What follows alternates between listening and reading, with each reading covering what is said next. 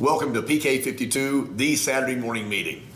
We talked about numbers last week, so let's take a second. You've disclosed the numbers perfectly. We're going to do it one more time, but the customer doesn't pick up the pen and sign the buyer's order. I know that's frightening to you, that you did everything right, the price is a good price, but they didn't sign the buyer's order. So where do I go? What does the customer say, and how do I respond?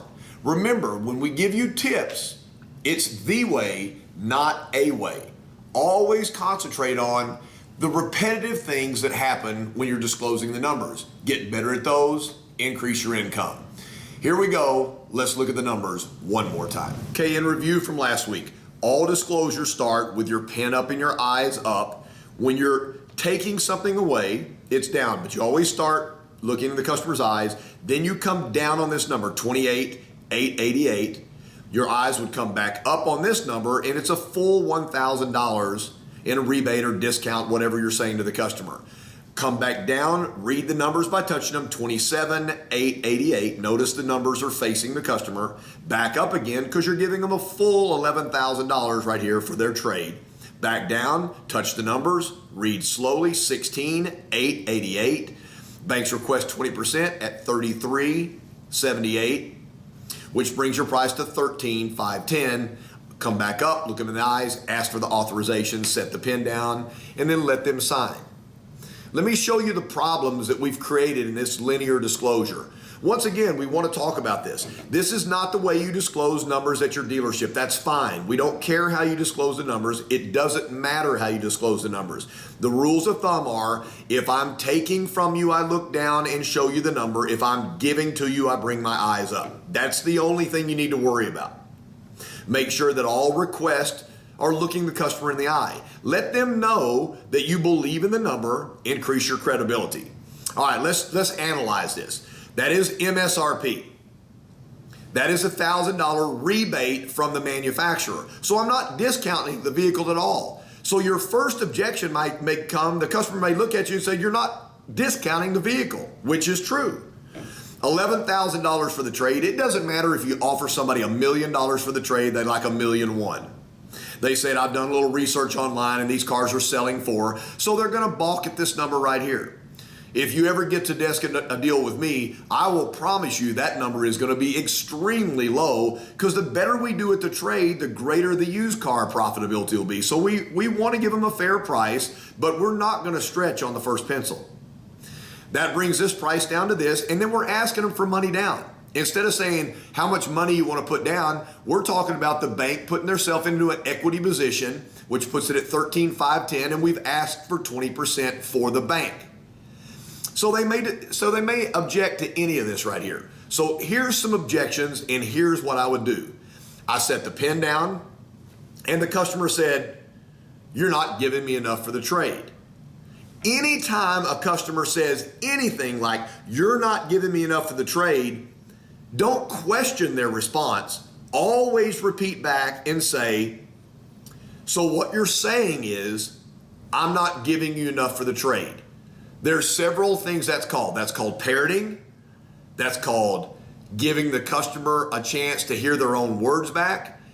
Right now, the customer's trying to negotiate. The better you make them feel, if you let them know you heard them, if you get a yes response, here's what would happen.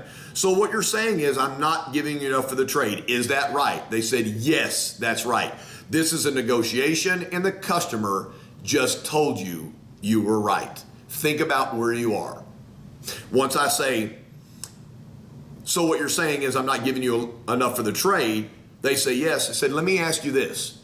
What were you hoping to get for your trade? I just went one extra step and then went right back. And they said, well, you know what? I've been to a couple other dealerships and they've offered me $13,000 for the trade. Let's say this is your first deal. You started working for the car dealership an hour ago. Here would be my advice. I would go ahead and mark this number out.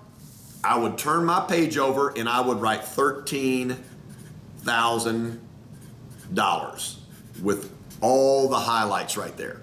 And I would look at the customer and say, if I got you a full $13,000 for the trade, then we can fill the car up and you can go show it off to your friends. Objection overcome, number one. Moving from here to here. Remember, the more experience you have in the car business, the more you can negotiate any of these numbers. I'm going to try to act like everybody is really on their first pencil, and what we're doing is we're showing a way to be able to do this. The customer comes down and says, I don't have $33.78 down. Again, the first thing you say to the customer is, so what I hear you saying is you don't have $33.78 down. Am I right? They come back and say, yes, you are. If you don't have the $33.78, what were you thinking? Let's say this customer comes back and says $1,000. I'm going to mark this out. I'm going to come back over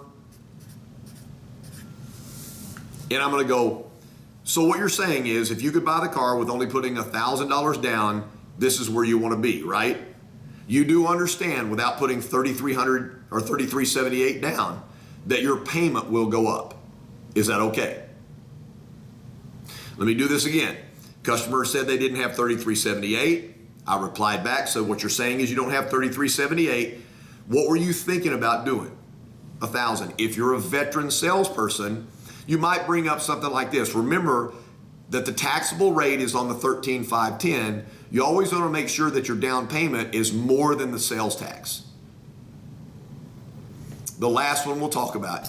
The last thing the customer is going to object to is, I mean, they've been shopping, they've been on the line, they've printed out their true car, and they're looking right here and they realize the factory rebate comes from the manufacturer, but you're not discounting the car at all. Everybody discounts a car in their mind. Well, we don't ever start a negotiation without starting at the MSRP because that is the price of the car. So the customer comes back and says, well, I realize I'm getting $1,000 on the rebate, but you're not discounting the car at all. So I look back and I said, okay, you're right. So what you hear me say is that we're giving you a $1,000 rebate, but you do understand that that's coming from the manufacturer. So let me ask you this. Along with the $1,000 rebate, what were you thinking about getting as far as a discount? And the customer says, I don't know. Let's make this easy. I was hoping you could at least match the rebate. So then what you would do is you turn over here and you would put, I'd put add $1,000 and then I would come back and say, if I could get you a matching discount, matching the rebate, then this puts you in a situation where you feel comfortable taking delivery of the car. This is simplistic practice. That's the most important thing that any sales professional can do is realize what they're going to be saying during your disclosure, and when they say something, be prepared to answer their questions. Let me close by saying this. People ask me all the time, Casey, what do you think the most important thing to learn in selling cars? And if you really want to know, I'll tell you. I think a good walk around is important. I think being able to have a demo route so you can sell yourself to the customer away from the chaos of the dealership is important. But disclosing the numbers becomes most important. Think about where you are in the process. If you've shown the numbers to the customer and they don't sign the buyer's order and they never come back, then all the effort, all the hours, all the pursuit that you did with the customer is gone. You didn't lose, you didn't make money, you didn't break even. If you count your hours and your investment, you lost money. So the better I get at doing the numbers with a customer, the greater chance I have to get the customer to say yes. Listen, everybody wants to talk about how much gross they make in the car business. I wish you guys would go and listen to me for a second. Make as much money on the car deal as you can, make a fair profit on the car deal, but don't get caught up in that.